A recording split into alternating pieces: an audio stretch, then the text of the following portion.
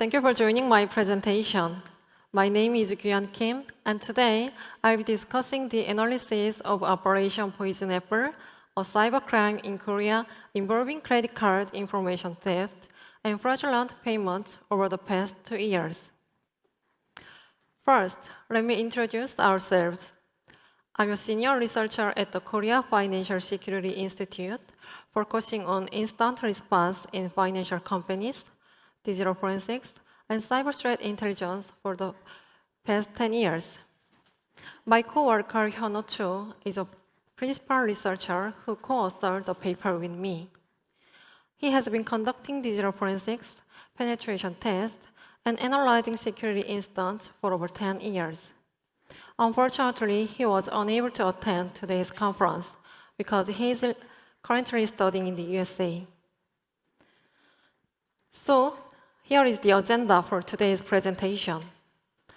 First, in the introduction, I will explain how we started our analysis and why this operation was special in Korea, and then provide a complete analysis.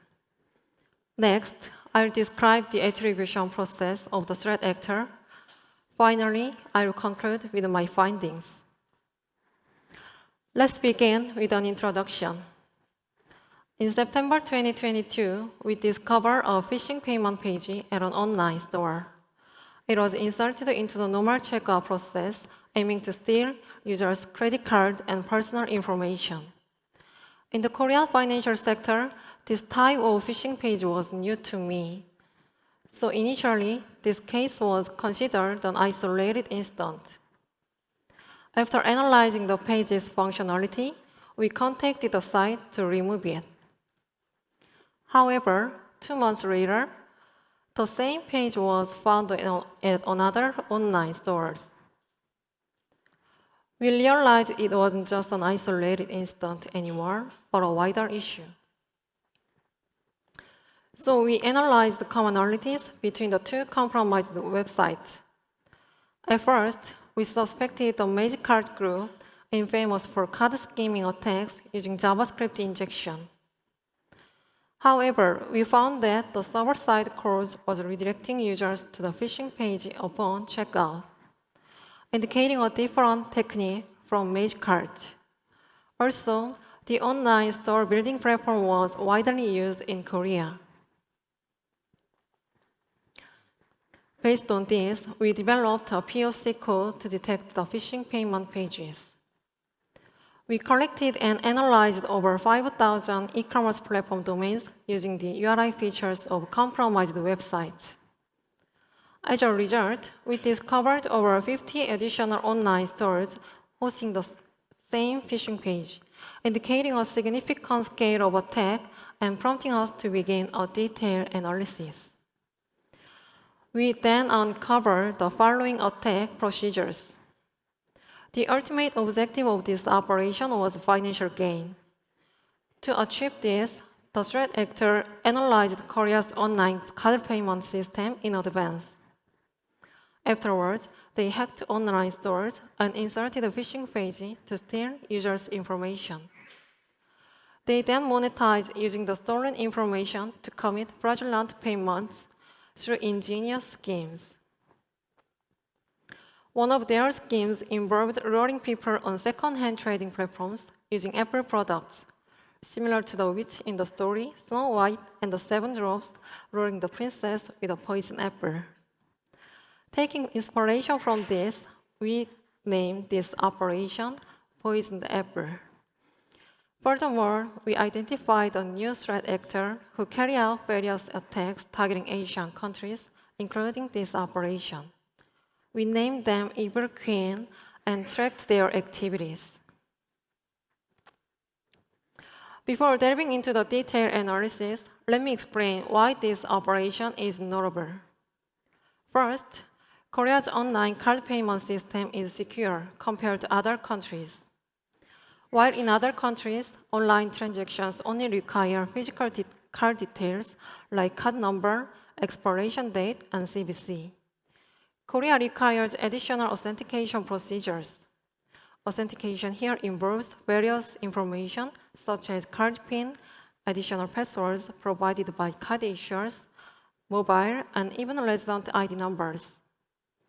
The threat actor managed to gather all this information via a phishing payment page, demonstrating a deep understanding of Korea's online payments and perfectly targeting the country. Moreover, while most attackers typically monetize stolen card information by selling it on the dark web, this threat actor went a step further. Instead of only stealing credit cards, they engaged in scams and fraudulent payments themselves, resulting in higher profits than just selling card dumps. As a result, we were able to track every step of the operation. Now, let's dive into Operation PoisonedApple. First, let's see the resources developed by the threat actor. We discovered their web server, which was utilized for storing tools, scripts, and as a gateway to collect stolen information. They used Cloudflare's CDN service to hide the real server IP address, but they made a mistake by installing a web shell on their own server, which exposed the real server IP address. They set up a web server on the hosting service Virtua and created a phishing domain resembling a real domain of a payment gateway company. Their server contained various tools such as the dirty card exploit and database management tools like phpMyAdmin and AdMiner. Furthermore, it was later revealed that they also used stolen cards to make payments for registering their domains. To gain initial access to online stores, the threat actor employed various methods. They executed SQL injection using a map, acquiring admin credentials. They also created a web shell using platform vulnerabilities that allowed them to create or upload files without authentication. Additionally, they hacked into the website's administrator panel. Subsequently, they uploaded toolkits in compressed files containing all necessary phishing-related components. Both the web shell and reverse shell uploaded to the threat actor server were also installed on the compromised web server. The web shell based on Chinese had basic functions such as viewing and uploading files, sending commands, and reverse connections. Through this, the threat actor persistently accessed the victim system and executed commands. Next, let's explain how a phishing payment page works. The compromised online stores were all based on PHP web server. After manipulating the payment pages, the threat actor collected information through multiple malicious PHP files. First, the threat actor replaced the payment gateway domain with their own domain on the server-side real payment page. So, the user was redirected to their domain. At uncompromised websites, clicking checkout took users directly to the payment gateway's page. However, at compromised sites, the user was redirected to the phishing page. After entering their details there, which were then sent to the threat actor's server, the user was directed to the real payment page to complete the transaction. Furthermore, they obtained the user's personal information, including IDs and passwords, by calling session data in the stored database. They captured the user's IP addresses, browser details, and referral information utilizing PHP environment variables.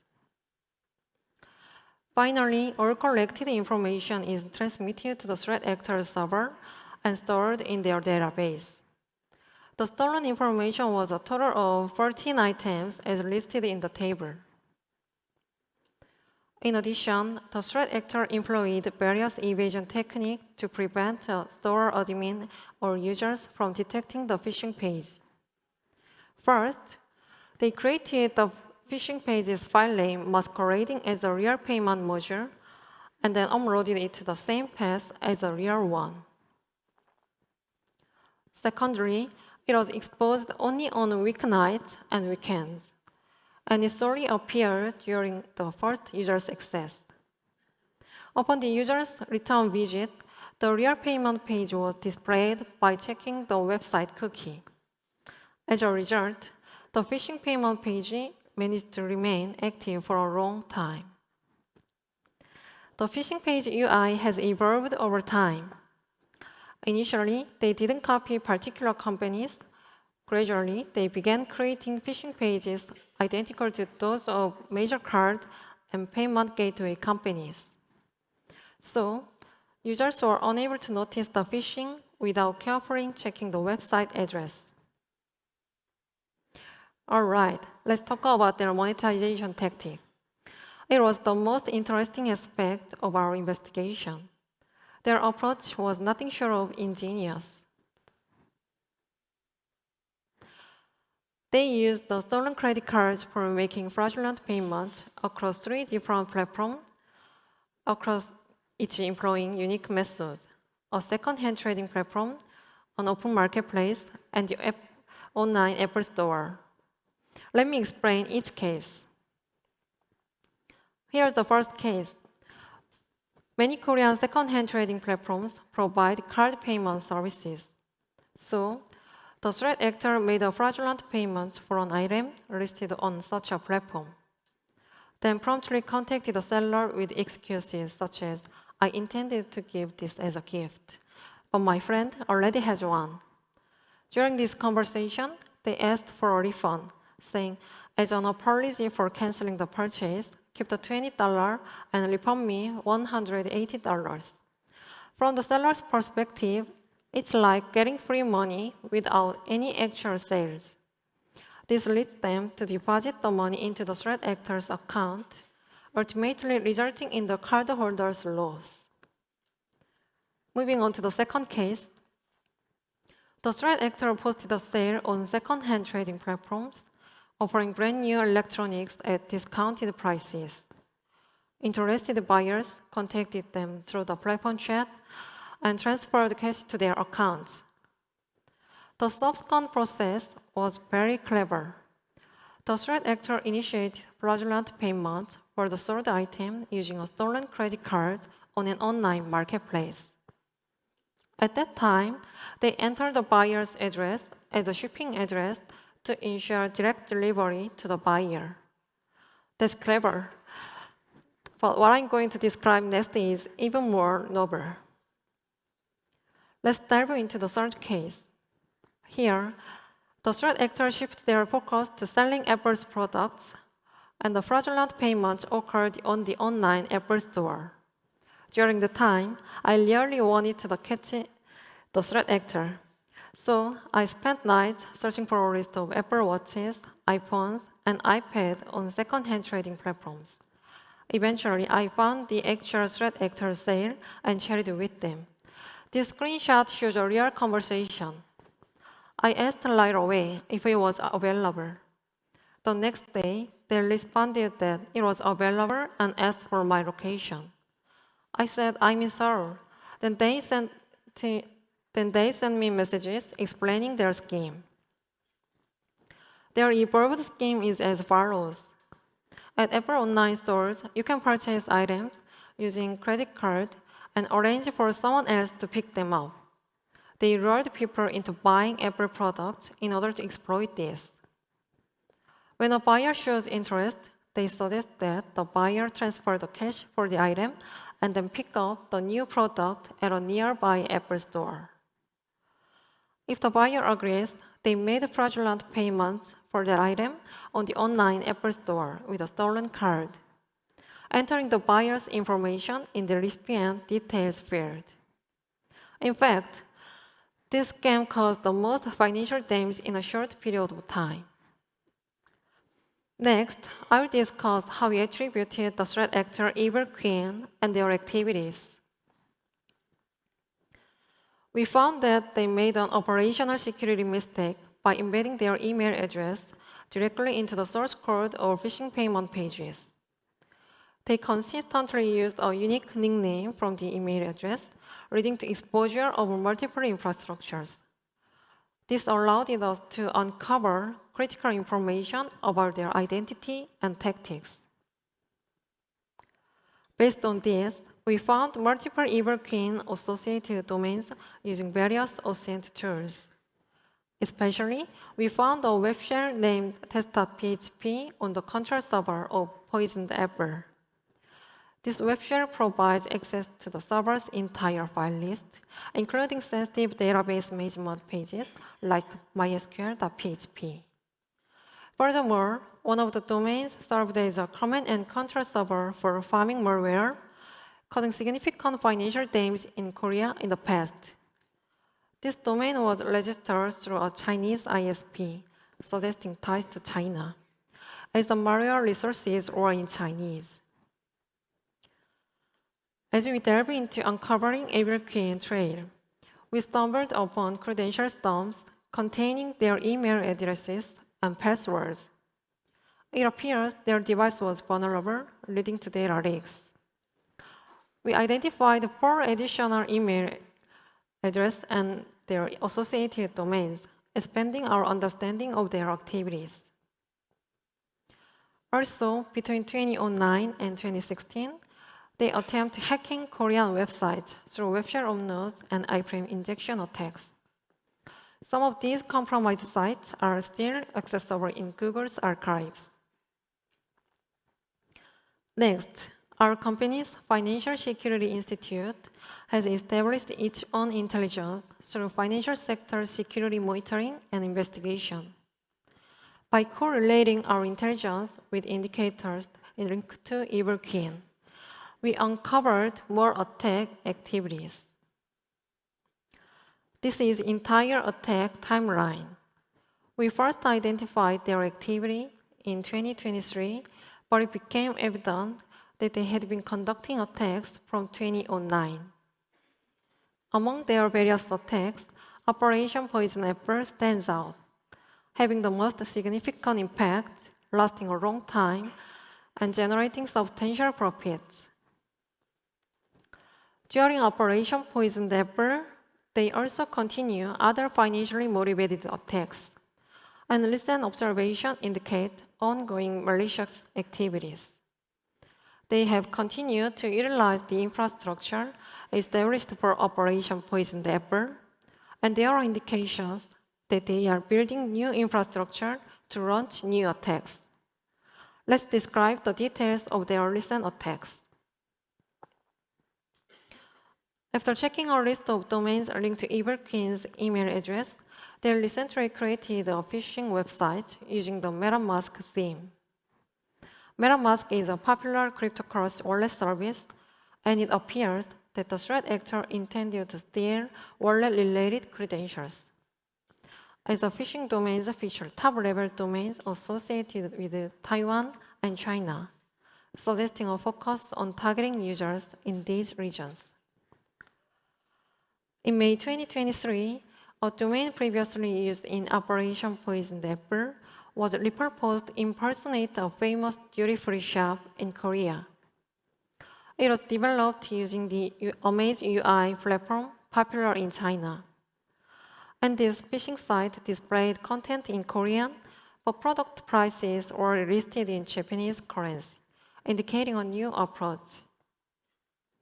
In July 2023, we discovered a phishing site mimicking a famous Korean outlet, offering various high-value electronics at discounted prices.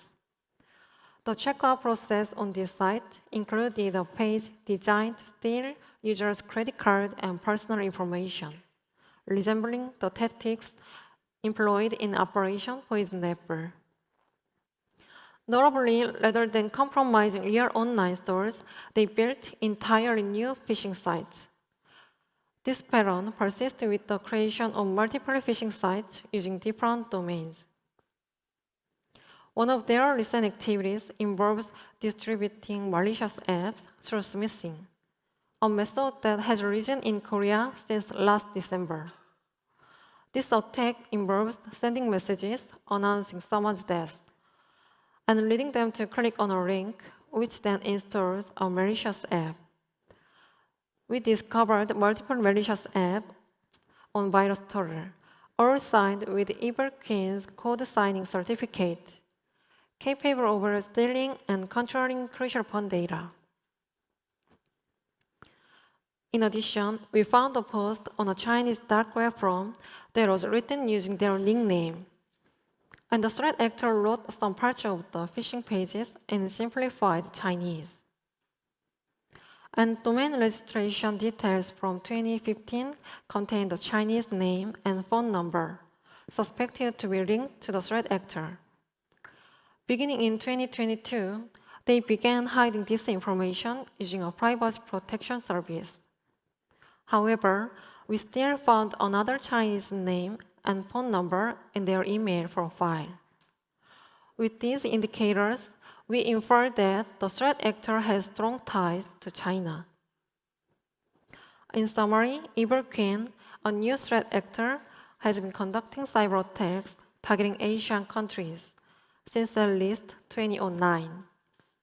They primarily focus on stealing financial information for monetary profits. Their main TTPs include phishing, fraudulent payments, and the distribution of malicious apps. Utilizing tools such as WebShare, PHP-based phishing pages, and exploit tools like Dorical. I'll give you an interesting instance related to this. Recently in Korea, a criminal used a stolen physical credit card to make around $10,000 fraudulent payments at an offline Apple store and fled. Despite police requests, Apple declined to provide security camera footage, citing internal policy. While it's unclear if this instance is linked to Evergreen, it's evident that due to the high demand for Apple products, criminals often exploit them to cash out.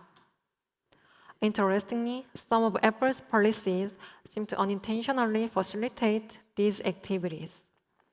Therefore, we need to pay attention to the relevant threats. The wait is over. Here's the conclusion. Let's summarize this operation and wrap up. The threat actor Evergreen orchestrated cyber attacks targeting online stores in Korea and Japan, resulting in the compromise of over 50 online stores, exposing 8,000 credit cards and 5 million personal records. The revenue from these fraudulent activities amounted to around $400,000. Our company compiled all relevant analysis into a cyber threat intelligence white paper. Today, it was released online at the same time as this presentation. Those interested can download the white paper using this QR code. Finally, as I analyzed this operation, the butterfly effect came to mind from two perspectives.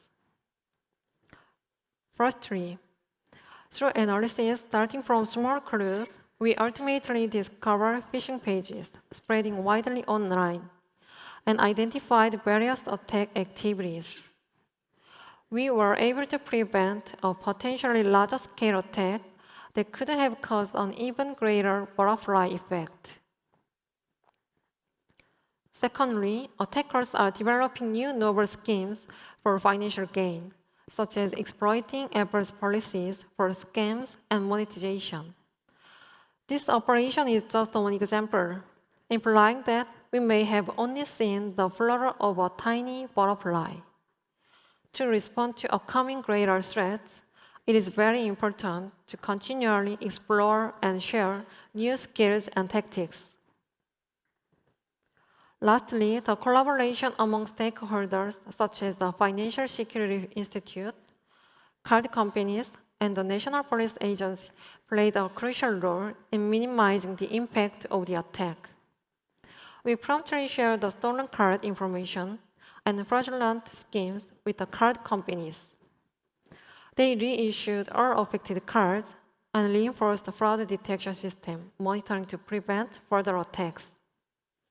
Furthermore, we provided all information regarding the threat actors to the police to assist in their investigation. So, I'd like to emphasize that This collaborative response is essential for enhancing resilience in the face of incidents. That concludes my presentation. As time is running short, if you have any questions, please feel free to approach me below the stage. Thank you.